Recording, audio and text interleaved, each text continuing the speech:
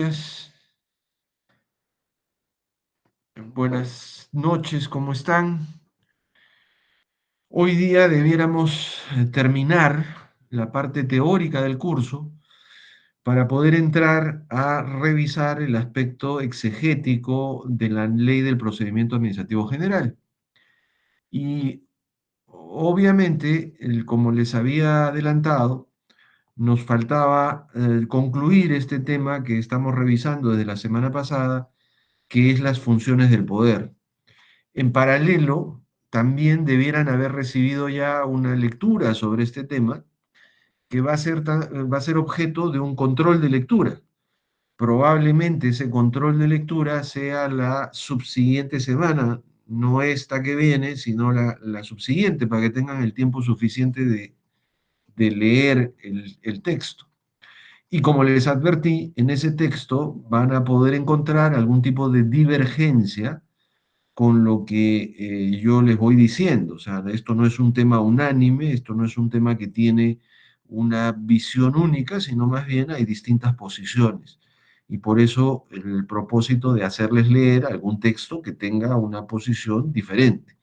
Por ejemplo, uno de los aspectos donde yo mismo he ido variando mi posición a lo largo de los años es el que tiene que ver con la función jurisdiccional y el entender que la función jurisdiccional es exclusiva del aparato judicial, que no es una función que se comparte y que en todo caso las actividades que la administración pública puede realizar que aparentan tener un contenido resolutivo son actividades que no llegan a tener la lógica de una función jurisdiccional. Se parecen mucho, pero no son jurisdiccionales.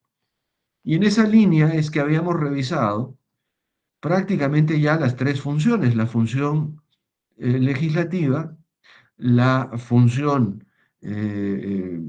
jurisdiccional y la función administrativa. Como comenta Alex en el chat, una de los caracteres que yo entiendo diferenciador es que la función jurisdiccional crea cosa juzgada, lo que no ocurre en el ámbito de la actuación administrativa o política, incluso en el Parlamento.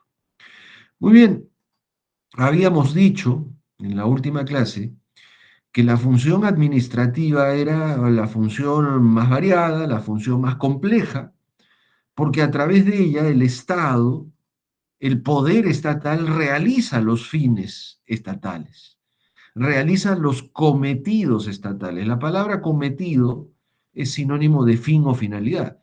Entonces, cuando yo digo que el poder estatal a través de la función administrativa realiza los cometidos estatales, no estoy haciendo otra cosa que decir que es la utilización de este poder puesto al servicio de los fines estatales. Y en esa lógica, veíamos también que el aparato administrativo dirige la vida de las personas, o sea, dirige, marca el rumbo, dice por dónde, dice qué hacer, dice cómo hacer, dice dónde hacerlo. Es en realidad una intervención poderosa del poder público en las actividades propias de las personas. Pero adicionalmente, y esto es lo ideológicamente más polémico, la función administrativa también gestiona cosas.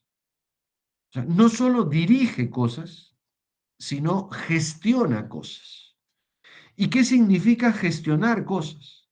Gestionar es hacer cosas. Esa capacidad de la administración pública para hacer cosas es la que se expresa como una intervención del Estado en actividades de contenido económico, porque la gestión de las actividades siempre tiene un correlato económico. Y entonces, dependiendo de las ideologías, vamos a tener estados participando más activamente en actividades económicas. O vamos a tener estados participando mínimamente en actividades económicas. Por ejemplo, una discusión que está en el foco de la tormenta en estos días es la que tiene que ver con la empresa petrolera nacional, Petroperú. Y ustedes escucharán en los medios de comunicación cómo se discute qué cosa es lo que debe hacerse con Petroperú. Como siempre, los neoliberales, a quienes ustedes saben que yo tengo a buena distancia, sostienen que hay que quebrar la empresa petrolera, que qué hace el Estado peruano teniendo una empresa petrolera, ¿no? A esas personas habría que preguntarles qué va a pasar el día que no haya una petrolera nacional y qué va a pasar con el precio de los combustibles en ese supuesto. Aunque Petroperú no ha jugado un rol importante en la regulación de los precios, su desaparición significaría que las empresas privadas, las grandes transnacionales, en este caso Repsol, en este caso Primax, podrían establecer los precios de los combustibles sin ningún tipo de pudor o limitación. Entonces, una discusión es, ¿el Estado tiene que tener una empresa petrolera o no? Eso es una actividad de gestión, porque significa un hacer. Ahí no hay dirección de nada. Ahí simplemente lo que hay es realizar una actividad económica con determinadas finalidades. ¿Y qué pasa con las otras empresas públicas estatales? Las empresas públicas están llamadas a ser eficientes económicamente, o la eficiencia de las empresas públicas es algo que se mide en función a la labor social de la que participan. ¿Y qué pasa cuando nos salimos de las empresas públicas y entramos ya más bien a las prestaciones sociales, como pueden ser la educación, la salud, el transporte? El ministro de Transportes, mi amigo Raúl Pérez Reyes, está diciendo, y todavía no le tiran piedras, pero lo van a hacer pronto, está diciendo que se necesita un subsidio del Estado al transporte público. Porque en todos los países del mundo el transporte público de calidad tiene un costo que las personas no pueden pagar. Y alguien tiene que pagarlo. ¿Quién paga ese costo de transporte público? Pues ciertamente el Estado. Entonces, estas otras actividades, como ven ustedes, no es pues una autorización, una licencia, un permiso, que son las manifestaciones propias de las actividades de dirección. Estas otras actividades tienen que ver más bien con lo que puede entenderse como el estado de bienestar de la sociedad. Recuerdan, hablábamos en la clase pasada de esta línea de base, de esta medición inicial. Todo gobierno tiene una medición inicial, encuentra el país en una determinada forma, con un nivel de producción, con un tipo de cambio, con una inflación, con un nivel de anemia, con un nivel de chicos en el colegio, con un nivel de carreteras, puentes, caminos, etcétera, infraestructura. Esa línea de base tiene que ser llevada a un nivel superior. Ese es el objetivo, o sea, nadie se plantearía como objetivo reducir la línea de base. Sin embargo, las dos cosas pueden ocurrir en una gestión administrativa. Que la línea de base se suba porque los indicadores mejoren, o que la línea de base se reduzca porque los indicadores decrecen. Entonces, ese tipo de actuación es una actuación de la función administrativa, pero es una actuación de la función administrativa de gestión, de actividad pura y dura, donde el aparato administrativo se organiza para satisfacer determinadas necesidades. Es una intervención de bienestar y por eso es la intervención donde se da la discusión ideológica más fuerte. Quienes propugnan estas tesis neoliberales, apelando a un Estado lo más pequeño en el ámbito gestor. Y quienes creen en un contenido social de la actuación estatal, apostando por una gestión que asegure un bienestar público suficiente a todos los miembros de la sociedad. A través de la gestión, ciertamente también el Estado realiza su labor redistributiva y a través de la gestión también el Estado asegura que las personas tengan una posibilidad similar o una tan apreciada igualdad de oportunidades, que son valores todavía de las democracias occidentales. No sé si en algún momento esto se llegue a perder por cómo están las condiciones y por cómo algunas gentes, que obviamente siempre han tenido un espacio privilegiado, aplauden que el Estado retroceda en todo aquello que pueda significar algún tipo de actuación de este contenido o de esta naturaleza. Esto lo veíamos en la clase pasada y yo les decía que ya nos estaban quedando solo dos paquetes de funciones. La función gubernativa y después íbamos a conversar de las funciones especiales del poder. ¿Qué pasa con la función gubernativa? La función gubernativa es en realidad una escisión de la función administrativa. O sea, imaginen rápidamente que si habláramos con alguien de lectura podría decir que la función gubernativa no existe. En realidad, la función gubernativa está dentro de la función administrativa. Forma parte de esa variedad de actividades propias de la función administrativa. Esa es una posibilidad. En la posibilidad que nosotros estamos compartiendo y que estamos trabajando y que va a ser materia de desarrollo en el curso, la función gubernativa existe, pero existe como una escisión de la función administrativa, es decir, es un pedazo, es una parte de lo que forma, de lo que formaría parte de la función administrativa que se escinde y se categoriza como función gubernativa. ¿Por qué la necesidad de esta división?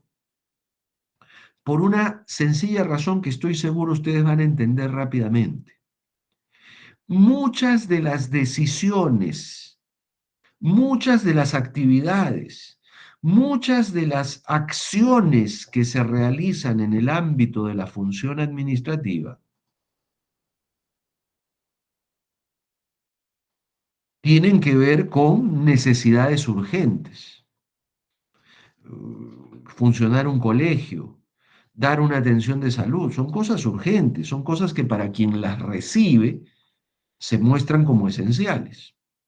Muy bien, y muchas decisiones son urgentes. Cuando alguien va a tramitar una autorización, una licencia, un permiso, cuando alguien va y requiere que los registros públicos le entregue una certificación sobre su propiedad, sobre un poder, sobre la constitución de una persona jurídica, son respuestas que la administración pública debe dar con urgencia, porque todo lo que la administración pública hace es urgente y tiene que ver con el correcto funcionamiento del Estado. Hasta ahí estamos todos de acuerdo. Pero hay determinadas funciones, determinadas decisiones que tienen que ver con el sostenimiento mismo del aparato estatal. Es decir, que dependiendo de cómo se tomen, lo que podría estar en juego es la permanencia del propio Estado. O sea, son decisiones que impactan, voy a ponerlo de manera coloquial, que impactan la vida del propio Estado. Esas decisiones, esas decisiones requieren un marco de legalidad distinto al anterior, distinto a todo lo anterior. ¿Por qué? Porque obviamente se trata de aspectos muy importantes para la continuidad del aparato estatal. Quizás lo que esté diciendo suene excesivamente teórico y lo van a entender mucho mejor con un ejemplo. Imaginemos que mañana los Estados Unidos nos declaran la guerra. Nos dicen, oye, tú te estás aliando con China de una forma muy peligrosa, le estás dando una participación realmente importante y esto es muy peligroso para nosotros, así que te declaramos la guerra. Es decir, lo que dice Alex es cierto, ¿no? La OTAN, que es la organización del Tratado del Atlántico Norte, trasladada al Pacífico. Bueno, el Perú tiene que responder de alguna manera. Tiene que responder, por ejemplo, diciendo, ok, tú me declaras la guerra, yo te declaro la guerra también. O por el contrario, diciendo, ok, si te molesta que yo tenga a los chinos como aliados comerciales, voy a empezar a virar mi posición estratégica con relación a ellos y ya no les voy a permitir el libre comercio, voy a empezar a tomar una serie de otras decisiones comerciales de bloqueo a todo lo que sea la inversión china para no pelearme con Estados Unidos. Bueno, miren el nivel de decisiones de los que estamos hablando. Uno, declararle la guerra a Estados Unidos. Dos, declararle una guerra comercial a China para hacer que nada chino pueda existir en el territorio nacional. Son dos decisiones sumamente complejas y trascendentes. Y de ellas, de lo correctamente que se tomen o no, va a depender el futuro del Estado peruano. ¿Quién toma esas decisiones? Alguien tiene que tomarlas. Y ese alguien tiene que tomarlas porque la ley tiene que haberle atribuido a ese alguien el tomar esas decisiones. Efectivamente, como dice Alex, quien toma esas decisiones de acuerdo a la Constitución es el presidente de la República. En algún caso, con intervención del Congreso, ustedes saben que si el presidente declara la guerra o quiere declarar la guerra, tiene que buscar la confirmación del Congreso de la República. Y en el caso comercial, por ejemplo, el presidente de la República tiene una discrecionalidad absoluta en los aranceles comerciales. O sea, si mañana el presidente decidiera ponerle arancel a todas las prendas chinas, podría hacerlo. Entonces, la Constitución, ley, ha reservado al presidente de la República esas decisiones. Y esas decisiones son decisiones absolutamente discrecionales que toma el presidente de la República porque es el presidente de la República. Por eso ser presidente de la República no es cualquier cosa, no es nada que se parezca a nuestra actual presidenta. Ese tipo de decisiones, con ese contenido absolutamente discrecional y reservado al presidente de la República, básicamente, son las decisiones que se llaman gubernativas o de gobierno. Por ejemplo, había decidido no decir nada, pero no me resisto. Los honores de jefe de Estado al difunto ¿quién los decide? La presidenta de la República. El duelo nacional, ¿quién lo decide? La presidenta de la República. ¿Y por qué lo hace? Porque es la presidenta de la República. Y en esas materias reservadas a su ámbito de decisión por la Constitución o por la ley, ella decide. Y su decisión es incuestionable desde el punto de vista jurídico. ¿Qué quiere decir? Por ejemplo, yo, que creo que es una barbaridad lo que está haciendo al darle honores de jefe de Estado a este difunto, no podría acudir a un juez, no podría acudir a un proceso de amparo, a un proceso declarativo, a un proceso contencioso administrativo, pidiéndole al juez que corrija la decisión adoptada porque es una decisión jurídicamente viciada. El juez, cualquiera al que yo acudiera, me tendría que contestar, esto es improcedente, porque la decisión le corresponde al presidente de la República, a quien ejerce la presidencia hoy. Y por lo tanto, el contenido de esa decisión yo no lo puedo revisar. No es revisable jurídicamente. ¿Y cómo se revisa entonces? ¿Cuál es la revisión posible? La revisión es política. ¿Qué significa política?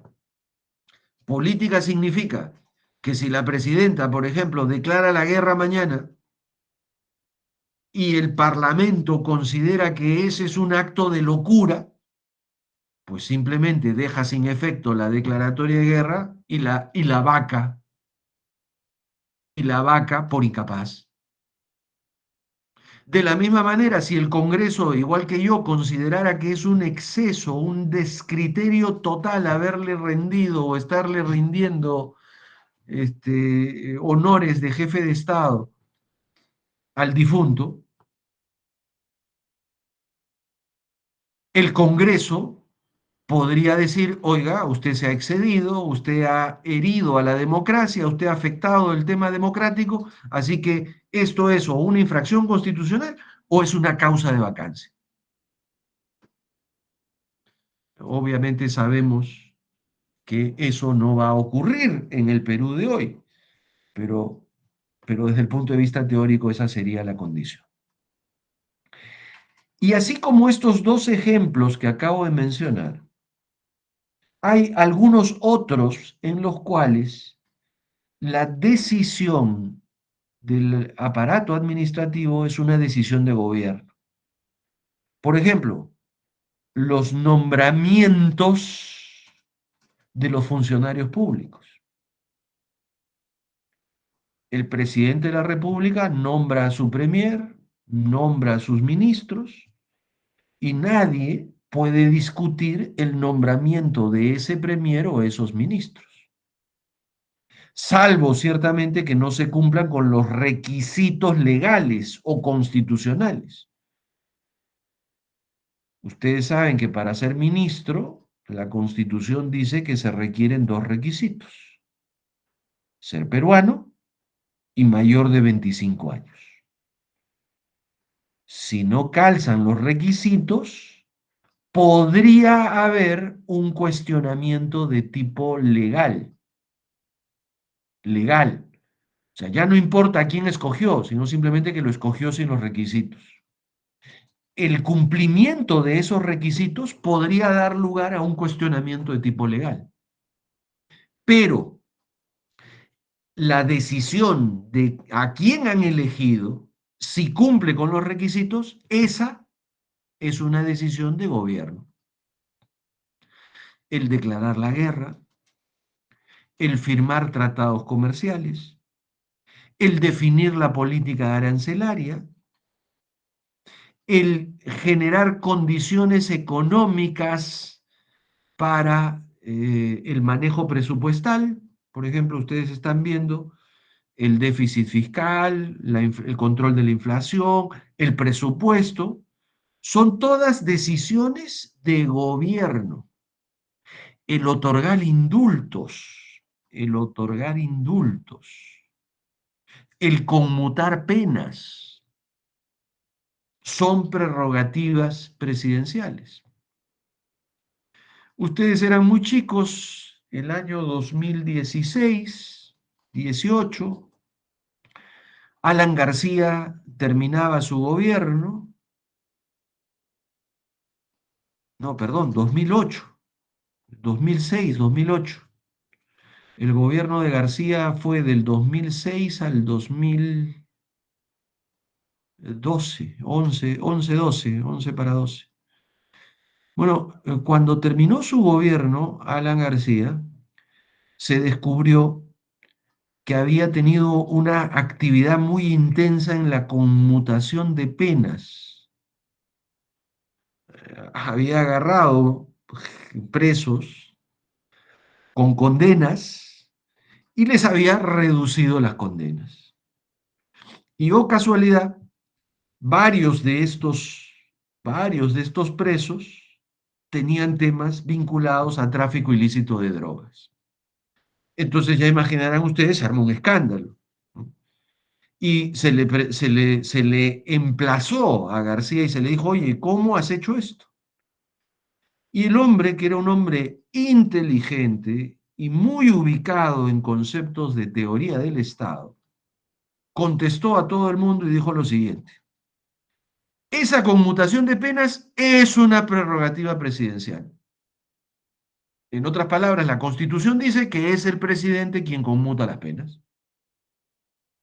Yo he sido el presidente y las he conmutado de acuerdo a mi entender. Es más, las he consultado con Dios, porque así de sarcástico era el personaje. Y si no les gusta lo que he hecho, la próxima vez no voten por mí. En otras palabras, ustedes me eligieron y dentro de mis prerrogativas como elegido estaban en las conmutaciones de penas y yo las apliqué. La próxima vez no voten por mí. A la próxima elección que se presentó en compañía de Lourdes Flores, y mucha gente no se acuerda de esto, que fue la elección que ganó el presidente Castillo, la votación que sacó el APRA en la primera vuelta fue del 3 punto y pico por ciento. En otras palabras, el sistema democrático funcionó.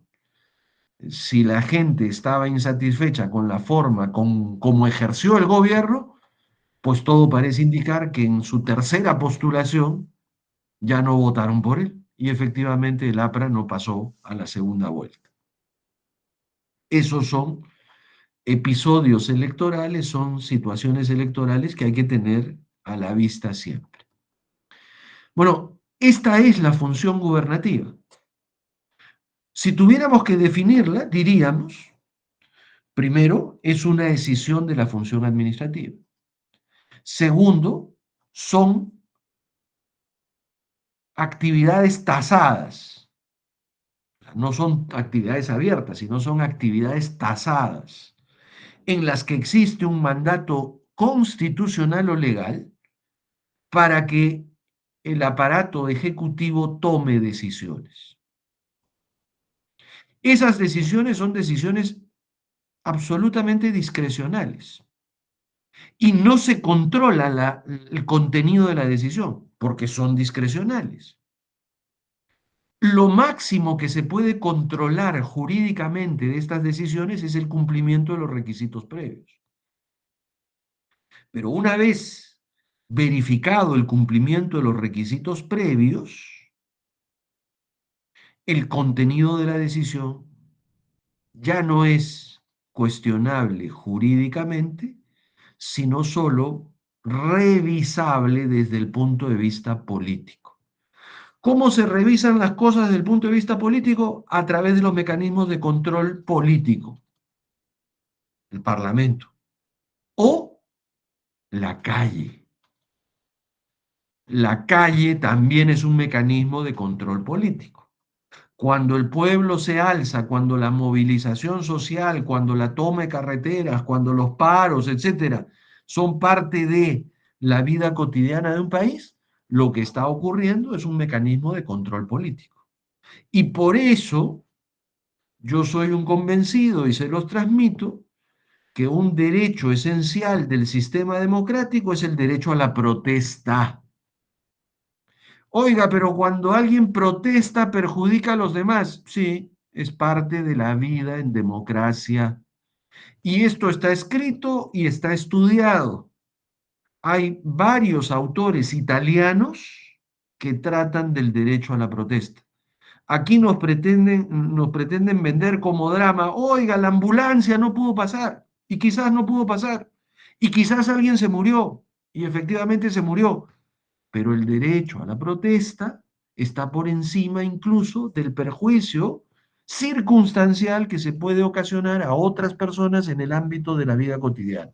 Así de crudo, así de crudo. Así de duro, así de duro. Lo estoy inventando, lo está inventando Rojas Leo. No, señor. Esto está escrito, está estudiado y es un tema esencial. Porque si usted empieza a decir proteste sin molestar a nadie, es decir, proteste en la sala de su casa, ¿no? Siéntese en la sala de su casa, ponga un cartelito y diga, estoy protestando. Eso, como ustedes imaginarán, no sirve para absolutamente nada. Dicho esto, dicho esto, vean lo polémico del escenario. Tenemos cuatro funciones del poder. La función legislativa, legislar, crear normas jurídicas. Y en realidad todos dentro del aparato estatal crean normas jurídicas. La función jurisdiccional, resolver conflictos jurídicos aplicando la ley. ¿Quién puede ejercer esa función? Únicamente el aparato judicial. Únicamente los jueces que están premunidos de unas condiciones especiales, que generan cosa juzgada, que tienen independencia, autonomía y demás. Tercera posibilidad, la función administrativa. Dirección y gestión de las actividades dentro de una sociedad viva con un único propósito, generar bienestar a la mayor cantidad de gente posible. Función gubernativa, algunas decisiones reservadas por la Constitución o la ley al aparato administrativo para garantizar la continuidad del aparato estatal. Es estructura jurídica, es estructura jurídica, pero toda actuación tiene un impacto político. Piensen ustedes, si quienes ejercen la función normativa generan malas normas, está pasando en el Perú fallido de hoy, malas normas, estas normas de prescripción de delitos, estas normas de investigación policial, quitándole la investigación a la fiscalía, son todas normas que perjudican al aparato estatal, pero han sido generadas y concebidas dentro de la legalidad estatal, por lo tanto son incuestionables. Veía en las redes alguien que decía, yo votaré, yo votaré por aquel candidato que me ofrezca en las próximas elecciones derogar todas las leyes que se hayan publicado durante este gobierno. Control político, no legal. Actividad jurisdiccional. ¿Cuánta de la actividad jurisdiccional es polémica? Jueces que se venden, jueces que están sometidos al poder político, jueces que juegan roles políticos y no mantienen neutralidad.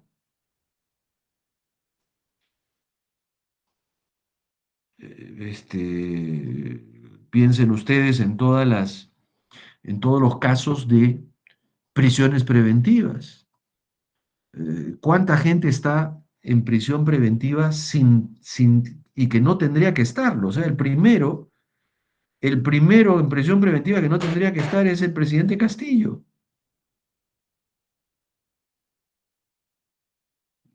Y lo digo para provocar, para que vean ustedes. Uno podrá decir, era un animal, era una bestia, lo que ustedes quieran, pero no hay razón para que esté con prisión preventiva. Y ya tiene más de un año. En fin, y así puedo seguir mencionándoles más casos, ¿no? O sea, ustedes los ven a diario. Y más bien otros que debieran estar con prisión preventiva no están.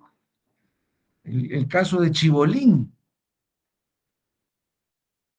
y todo lo que conlleva, ¿no? O sea, en ese caso no se imaginan ustedes lo que va a saltar. Función administrativa. El Estado tiene que administrar la cosa pública. ¿Estará administrando bien? ¿Estará haciendo las obras que se necesitan? ¿Estará promoviendo el bienestar y el desarrollo de los peruanos? Ciertamente que no. ¿Y las decisiones de gobierno que está tomando? Honores de Estado al difunto, nombramientos y desnombramientos de ministros, decisiones de tipo comercial. Le estamos entregando el puerto de Chancay a China, ¿a cambio de qué? ¿Con qué objetivo estratégico? Todas estas cosas en su momento tendrán que ser revisadas. Todas estas cosas en su momento harán los escenarios que a futuro se requieran y se requieran corregir, porque obviamente el Estado es dinámico. Han habido en la historia republicana del país infinidad de años perdidos, de décadas perdidas, de quinquenios perdidos, donde en vez de mejorar hemos retrocedido. Eso ha pasado y seguirá pasando. No es una cuestión que no vaya a pasar o que no pueda pasar, seguirá pasando. Pero los pueblos y las continuidades estatales apuestan por el cambio, apuestan por nuevos liderazgos, apuestan por transformaciones. Entonces, confiemos que en un futuro cercano esas transformaciones nos traigan un aire fresco, un aire nuevo, que sea capaz de construir un país mejor.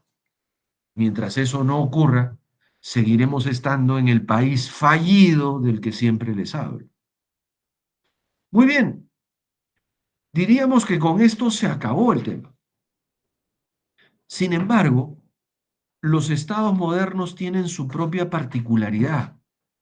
Y entonces, ahora sí, para hablar de esa particularidad, quiero volver a mi pizarra, a mi famosa pizarra. Recuerden ustedes lo que decíamos en este concepto de Estado de Derecho. Decíamos que había un pueblo, que ese pueblo hablaba a través de un parlamento,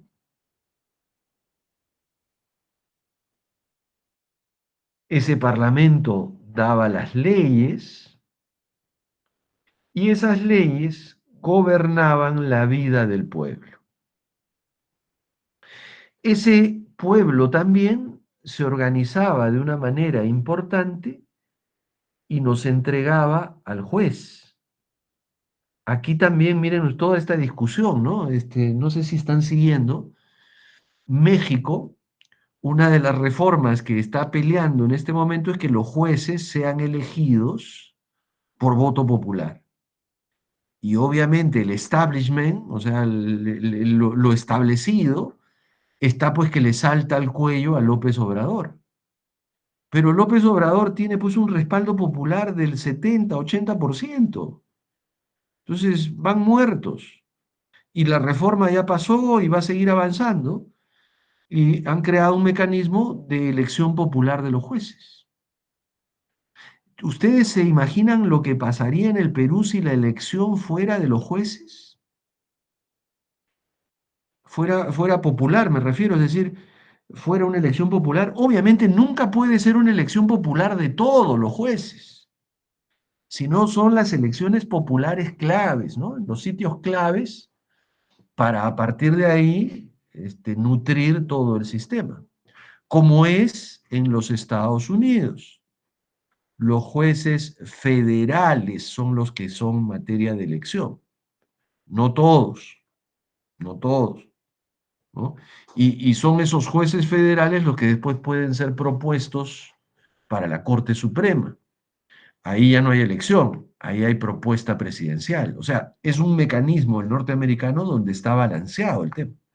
Aquí, en el Perú, ustedes saben, acaban de escuchar seguramente, que se está eligiendo a los nuevos miembros del Consejo, perdón, de la Junta Nacional de Justicia, que son los encargados en el Perú de esta intermediación para la selección de los jueces.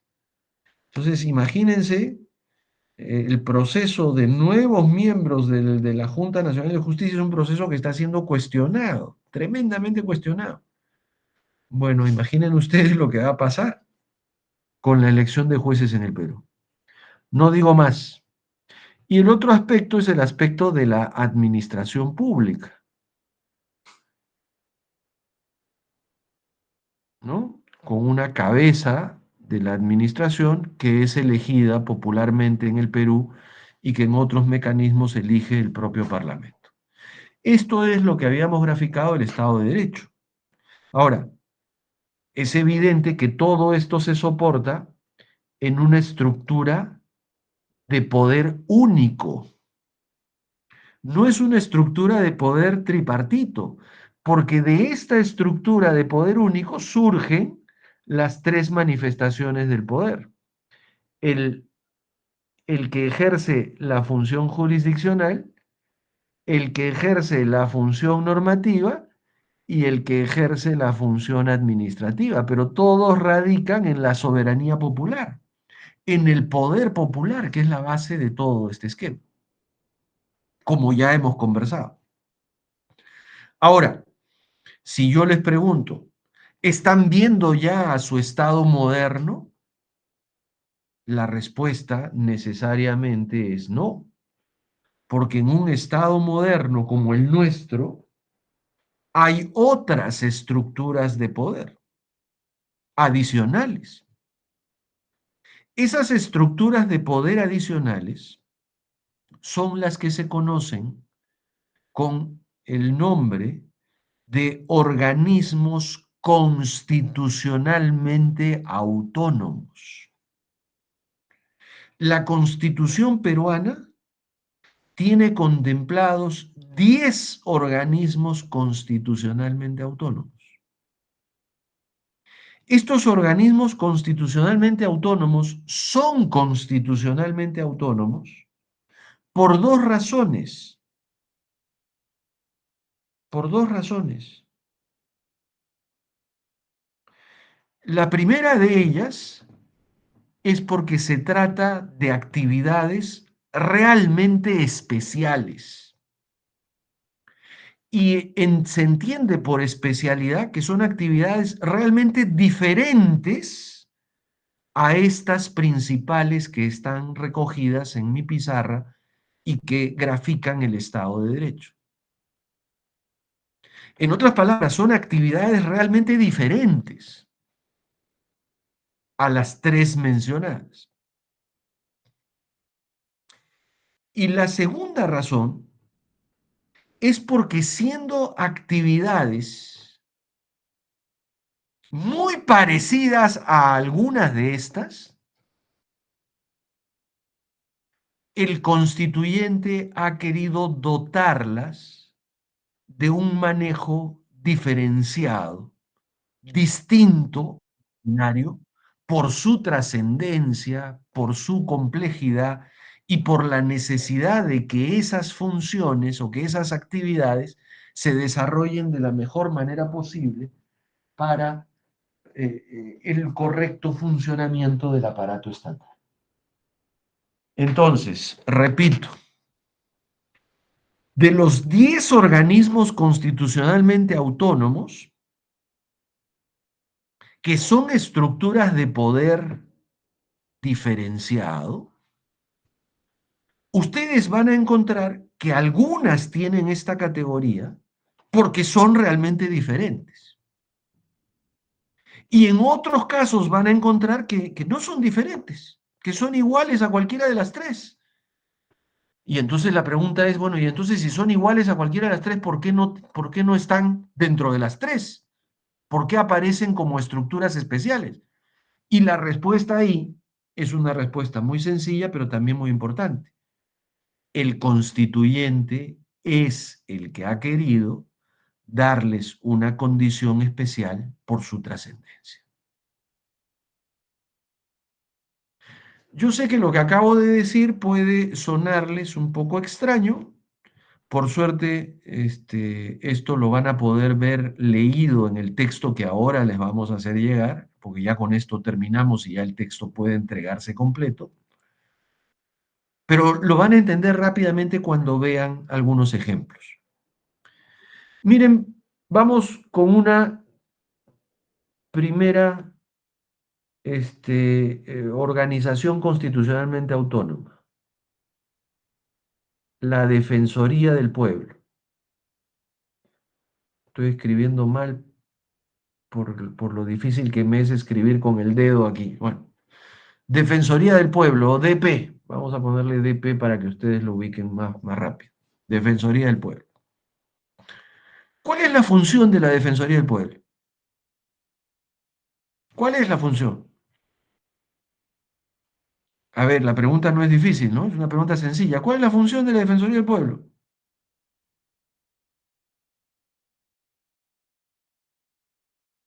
Ya pues, no la hagan larga. ¿Cuál es la función de la Defensoría del Pueblo? Ay, profesor, no, hay que ser mongolito para contestar eso. La Defensoría del Pueblo, la función de la Defensoría del Pueblo es defender al pueblo, pues.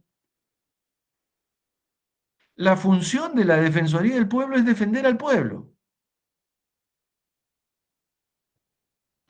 Pregunta, ¿el juez defiende al pueblo? No, el juez defiende a la ley. ¿El Parlamento defiende al pueblo? No, el Parlamento expresa la voluntad del pueblo y genera las normas que protegen esa voluntad. ¿La administración pública defiende al pueblo? No, la administración pública hace lo que la ley dice que tiene que hacer. Claro, yo entiendo que las leyes son todas a favor del pueblo, pero la administración pública lo que hace es cumplir la ley. ¿Se dan cuenta? La Defensoría del Pueblo es un organismo constitucionalmente autónomo distinto de los tres poderes estatales.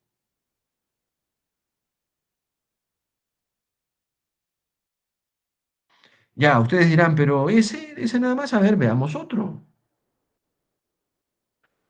Tribunal Constitucional.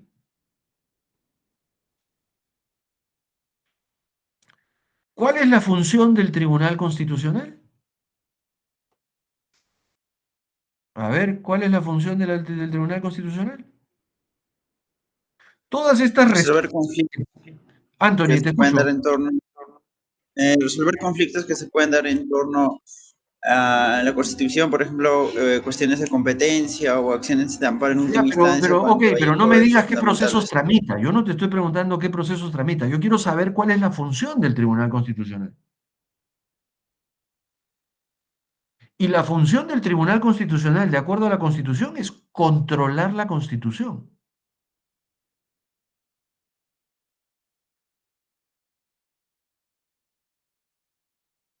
Ya, pero todo eso deriva de la función. La función del Tribunal Constitucional no es otra que hacer que prevalezca la Constitución, controlar la Constitución. Ahora, para controlar la Constitución, la controla respecto de leyes inconstitucionales, la controla respecto de competencias inapropiadas y la controla respecto de acciones de garantía no aceptadas por el Poder Judicial. Pero la función es controlar la Constitución. El Tribunal Constitucional es el garante de la Constitución. Y yo les pregunto, ¿ser el garante de la Constitución es función del juez? Respuesta no. El juez conoce temas constitucionales, aplica la Constitución y todo, pero no es el garante de la Constitución. ¿Es función del Parlamento ser el garante de la Constitución? No, el Parlamento expide las leyes. ¿Y es función de la administración pública ser el garante de la Constitución? No, la administración pública se encarga de cumplir la ley.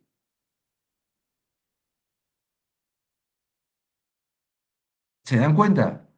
Es una función distinta, es una función diferente, es una función que tiene un contenido especial. Por eso, la Constitución peruana dice el Tribunal Constitucional es un órgano constitucionalmente autónomo. ¿Se entiende? Estas son las funciones especiales del poder. Estas son las funciones especiales del poder. Ahora, veamos algunas funciones especiales, pero que tienen un contenido propio de alguno de los tres órganos de actividad. A ver, por ejemplo, voy a poner acá RENIEC. El RENIEC. ¿De qué se encarga el RENIEC?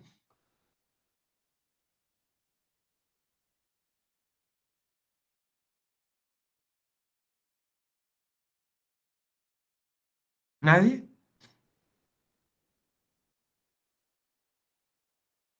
Su nombre. ¿Qué significa RENIEC?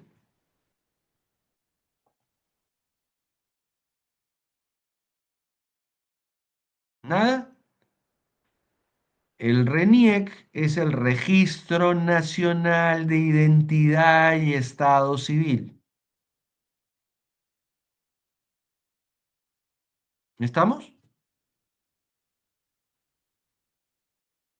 Hacer un registro de personas, de sus nombres y de su estado civil, es lo más administrativo que puede haber. Es una labor totalmente administrativa. Registrar la identidad de las personas. El RENIEC, entonces, podría haber sido un órgano que hubiera estado dentro de la administración pública, porque la administración pública se encarga de temas administrativos. Sin embargo, el constituyente ha dicho no, el RENIEC va a estar acá, va a ser un organismo constitucionalmente autónomo. ¿Por qué? Porque obviamente el tema de la identidad es muy importante para la vida en sociedad. Yo siempre les decía a mis amigos, el día que la corrupción entre a RENIEC, estamos fritos. Y ya pasó. Deben haber, ustedes han escuchado, por ejemplo, gente, eh, delincuentes, fugados, que están tomando la identidad de personas fallecidas, ¿no? Eso está pasando en el Perú de hoy. Pero eso es terrible, pues. ¿Y se imaginan lo terrible que es que alguien robe tu identidad? Todos los temas de fraude bancario, de fraude en los sistemas, tienen que ver con temas de identidad.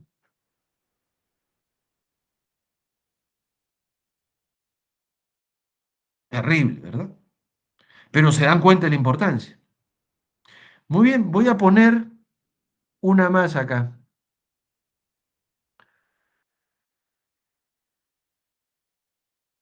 la OMPE. ¿De qué se ocupa la OMPE?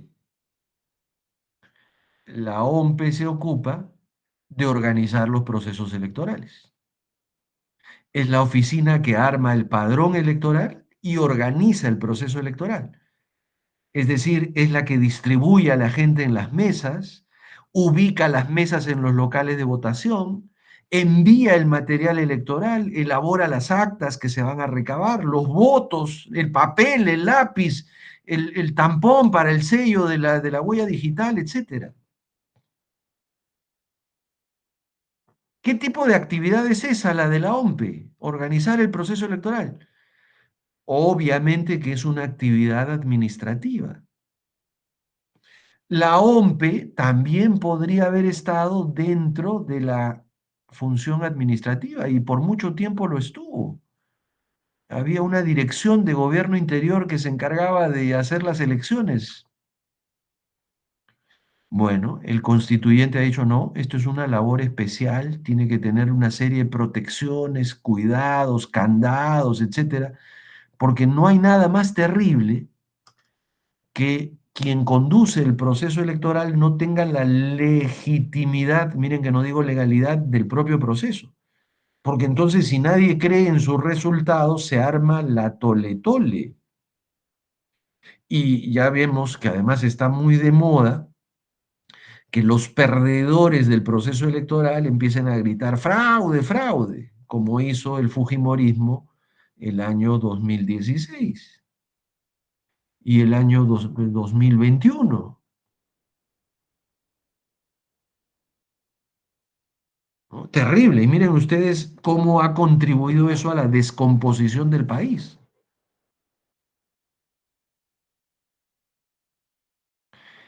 Y también para terminar ya el cuadro voy a poner aquí al Jurado Nacional de Elecciones. El Jurado Nacional de Elecciones es un tribunal en materia electoral. Lo que hace, lo podría hacer el aparato judicial, porque es aplicar leyes en materia electoral. Y es más, inclusive ustedes saben que el presidente del Jurado Nacional de Elecciones es un magistrado de la Corte Suprema. Podría, repito, ser una sala de la Corte Suprema la que se ocupe de los procesos electorales. Pero el constituyente ha dicho no, este tema electoral es un tema muy delicado y donde además en un proceso electoral los plazos tienen que cumplirse. Cuando en el proceso electoral dicen, oiga, la apelación se plantea en un día y el jurado tiene que resolver en 3 días, tiene que resolver en 3 días. Acá no es como en el Poder Judicial que dice 10 días, 15 días y los plazos están pintados. No, en un proceso electoral todos los plazos tienen que cumplirse, necesariamente. Entonces, por eso es que el constituyente dice tiene que haber un tribunal electoral especial. Ese tribunal electoral especial es el Jurado Nacional de Elecciones. Ahora, si ustedes miran, prácticamente ya tenemos tres acá y dos acá, son cinco órganos constitucionalmente autónomos. Ahora, hay algunos órganos constitucionalmente autónomos dedicados al tema económico, el Banco Central de Reserva y la Superintendencia de Banca y Seguros. Y entonces uno dice, a ver, el tema económico, el tema del control económico es un tema administrativo. Claro que es administrativo, pero ¿por qué el constituyente los ha concebido así? Porque entiende que la estabilidad monetaria que regula el Banco Central de Reserva es un tema que tiene que estar protegido. Y la supervisión del funcionamiento de los bancos también es un tema que tiene que estar protegido, porque no es posible que los bancos quiebren. Si quiebran los bancos, se generaría una situación de grave inseguridad. Y una situación de grave inseguridad financiera podría poner en riesgo incluso la continuidad del país.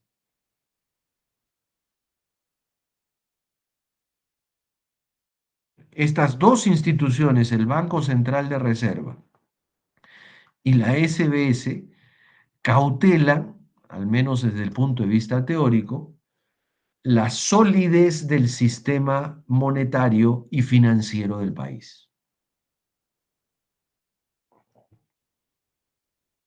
Ahora, hay un tema transversal a todo el mundo. Ese tema transversal a todo el mundo es el que tiene que ver con el manejo de la cosa pública. Entonces, acá está la Contraloría General de la República.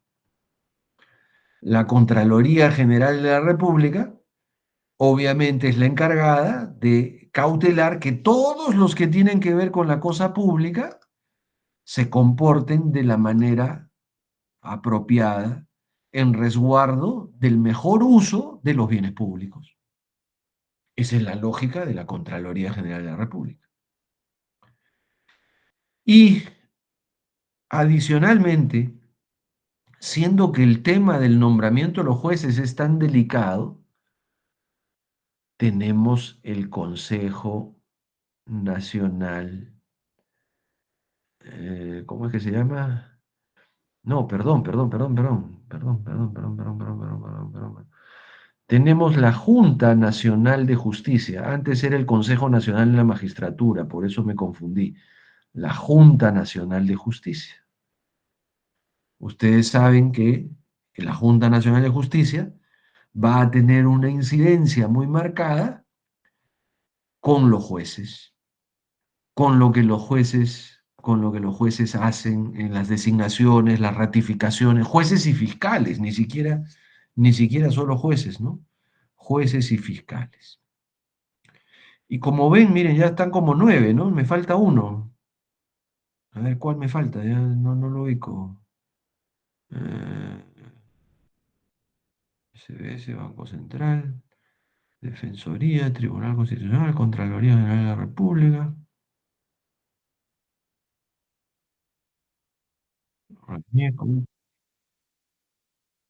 Sí, gracias, perfecto. Perfecto, gracias. Me estaba olvidando el Ministerio Público. El Ministerio Público no forma parte del aparato judicial. El Ministerio Público es el defensor de la legalidad, ¿no? Y su función es participar en los procesos judiciales también, en los procesos de familia, de divorcio, etcétera, pero defendiendo la legalidad. Por eso es tan importante el Ministerio Público.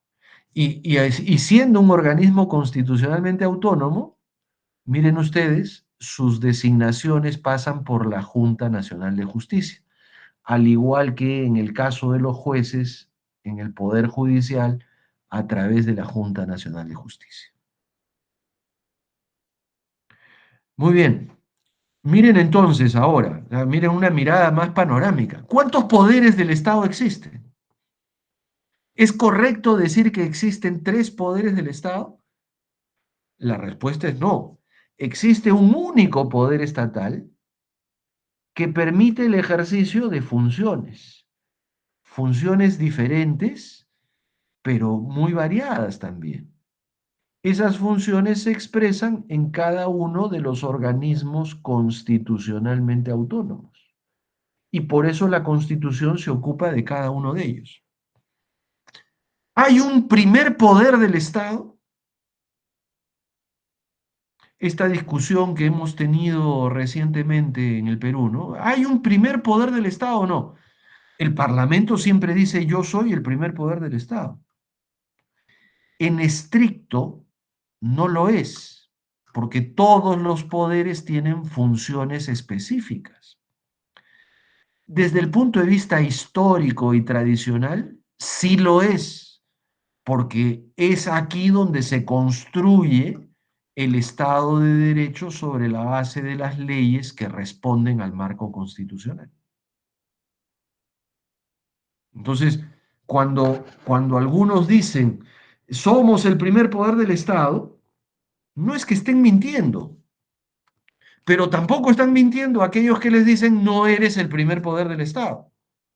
Todo depende de la perspectiva con la cual se quiera leer esa condición y se quiera hacer que esa condición sea parte de una interpretación más amplia.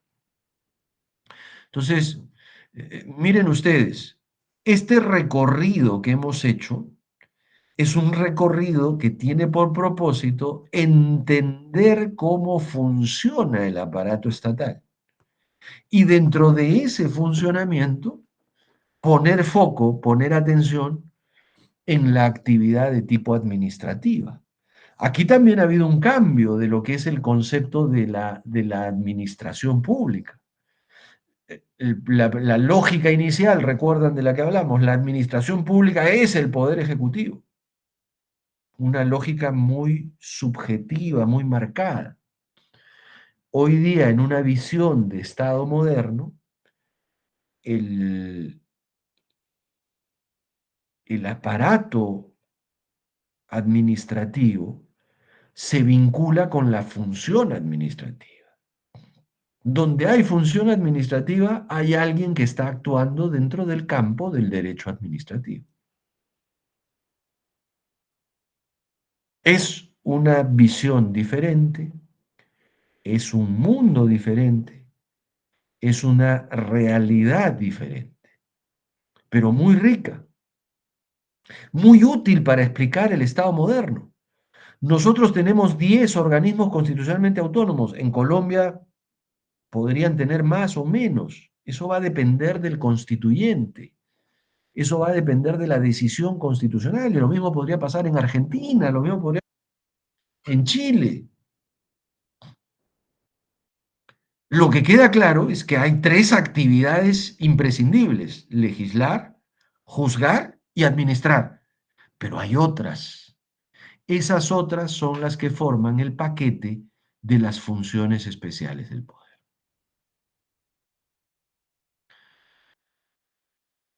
Bien, me gustaría escuchar alguna pregunta, algún comentario, alguna lectura. De más está decirles que lo que tienen que hacer ahora, ¿qué cosa es? Ir a estudiar los 10 organismos constitucionalmente autónomos. ¿Dónde los tienen que estudiar? En su texto constitucional. En la Constitución, por cada uno dice clarito de qué se ocupa. Lo segundo que dice es cómo está conformado. Y lo tercero que dice es qué actividades realiza. Normalmente por cada uno de estos 10 organismos hay 3 artículos, en algunos casos 2. O sea, imaginen, solo en organismos constitucionalmente autónomos hay como 30 artículos constitucionales. Ustedes están obligados a conocerlos, a saberlos, y puede ser materia de evaluación.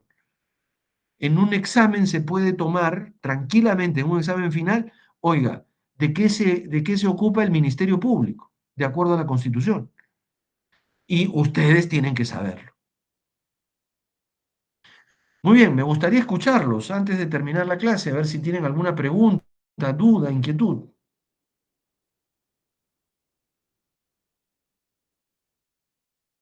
Sí, adelante, te escucho, Alex, por favor.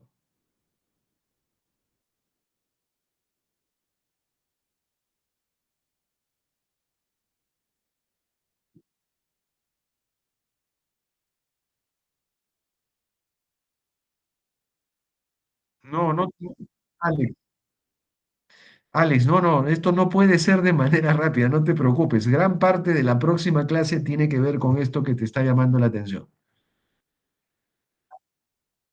Pero viene, eso ya viene.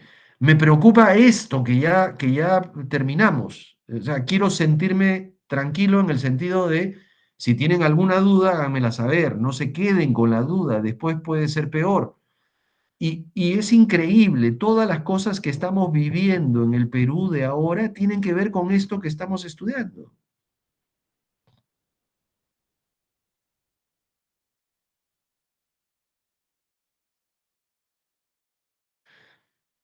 Bueno, si no hay preguntas, nos vamos a quedar aquí. Hemos terminado lo que teníamos que tratar y nos reencontramos la próxima semana. Les adelanto que lo más probable, al 90%, es que la próxima semana la clase sea presencial, así que tomen sus precauciones para encontrarnos allá en nuestra querida universidad.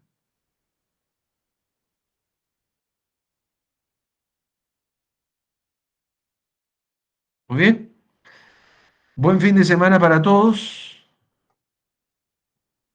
Nos vemos. Buenas noches, profesor. Sí, no, profesor. Chao, gracias.